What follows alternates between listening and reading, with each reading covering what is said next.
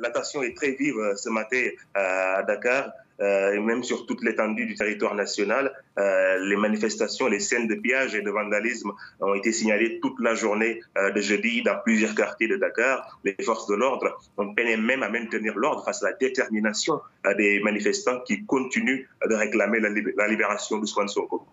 Des manifestations ont également eu lieu au sud du pays, comme vous venez de le rappeler, à Bignona et à Ziguinchor, avec des affrontements sanglants qui ont conduit à la mort d'une personne et a fait plusieurs blessés. Une autre personne a également été tuée à Yembel, un quartier de la banlieue dakaroise.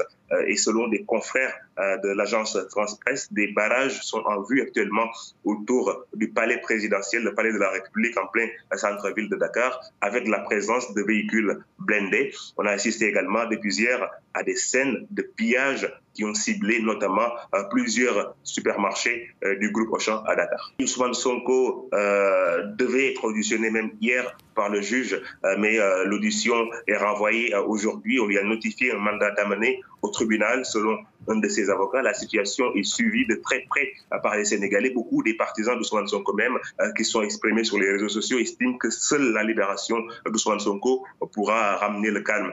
Le gouvernement du Sénégal, qui s'est très peu prononcé depuis le début de cette affaire, a publié un communiqué ce jeudi où il condamne les actes de violence et de pillage notés dans l'espace public. Le gouvernement dit prendre toutes les dispositions pour le maintien de l'ordre. À noter, vous l'avez rappelé, la coupure du signal de deux chaînes de télévision, Sen TV et Walf TV, coupées par le régulateur de l'audiovisuel après une mise en garde mercredi pour notamment diffusion de programmes pouvant menacer la sécurité publique, une coupure de signal dénoncée par les deux télévisions qui appellent au respect de la liberté de presse.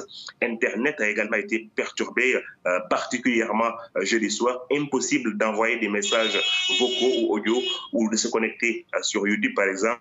Les Sénégalais se sont ruinés ce jeudi sur les applications de VPN pour pouvoir être connectés à WhatsApp et à YouTube.